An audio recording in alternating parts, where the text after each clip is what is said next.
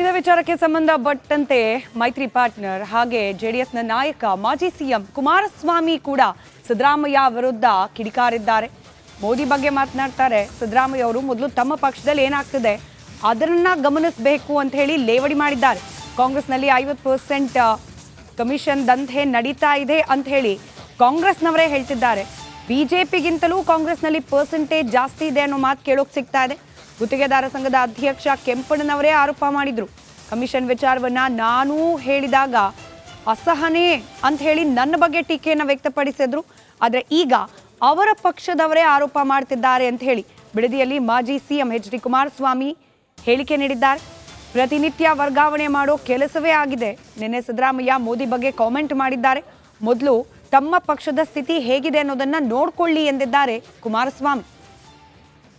ಶಿವರಾಮನೇ ನೆನ್ನೆ ಹೇಳಿದ್ರಲ್ಲ, ಮಾಜಿ ಸಚಿವರೇ ಇವು ತೋರಿಸ್ತಾ ಇದ್ದೀರಲ್ಲ, ತಲೆ ಚಚ್ಕತಾವ್ರಲ್ಲ, 40 ಮೀರಿಸ್ಬಿಟ್ಟವ್ರೆ ಅಂತ. ಶಿವರಾಮ ಅವರು ಮಾಜಿ ಮಂತ್ರಿಗಳವರು, ಮಾಜಿ ಶಾಸಕರಲ್ಲ, ಮಾಜಿ ಸಚಿವರವರು. ಅವರೇ ನೆನ್ನೆ ಬಾಯ್ ಪಡ್ಕೊತಾ ಇದ್ದಿದ್ದು ನೋಡಿದ್ರಿ ನಿಮ್ಮ ಮುಂದೆ, ಹಿಂಗಾಗ್ಬಿಟ್ಟಿದೆ ಅಂತ ಹೇಳಿ. ಬಿ ಜೆ ಪಿಗಿಂತಲೂ ಪರ್ಸೆಂಟೇಜ್ ಜಾಸ್ತಿ ಆಗಿದೆ ಅಂತ ಹೇಳಿ. ಇದೇ ಕೆಂಪಣ್ಣವ್ರದ್ದು ಎಂಥದ್ದು ನೆನ್ನೆ ಯಾರೋ ಹೇಳಿರ್ಬೇಕಲ್ಲ. ಕೆಂಪಣ್ಣವರು ನಮಗೆ ಮಾರ್ಗದರ್ಶಕರು, ರಾಜಕೀಯ ಗುರುಗಳು ಅಂತ ಎಲ್ಲ ಯಾರೋ ಮುಖ್ಯಮಂತ್ರಿ ಹೇಳಿದ್ರು, ಡೆಪ್ಟಿ ಸಿ ಎಮ್ ಹೇಳಿದ್ರೆ ಗೊತ್ತಿಲ್ಲ, ಯಾವುದೋ ಒಂದು ಪತ್ರಿಕೆಯಲ್ಲಿ ನೋಡ್ತಿದ್ದೆ. ಅವರೇನು ಹೇಳಿದ್ರು, ಬಾಂಡ್ಲೆಯಿಂದ ಬೆಂಕಿಗೆ ತಗೊಂಡೋಗಿ ಹಾಕ್ಬಿಟ್ರು ಈ ಸರ್ಕಾರ ಬಂದು ಈಗ ಅಂತ ಹೇಳ್ತಾವ್ರೆ.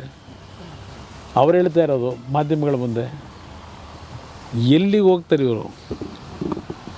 ಪ್ರತಿನಿತ್ಯ ವರ್ಗಾವಣೆನಲ್ಲಿ ದುಡ್ಡು ಹೇಳಿದ್ರೆ, ಅಯ್ಯೋ ಕುಮಾರಸ್ವಾಮಿ ಅಸಹನೆ ಆಗೋಗಿದೆ, ಕುಮಾರಸ್ವಾಮಿಗೆ ಮೆಂಟಲ್ ಬ್ಯಾಲೆನ್ಸ್ ಕಳ್ಕೊಂಬಿಟ್ಟವನೇ, ಇದು ಹೇಳ್ತಾರೆ. ನಾವು ಹೇಳಿದ್ರೆ ಇರ್ತಕ್ಕಂಥ ವಾಸ್ತವಾಂಶನ.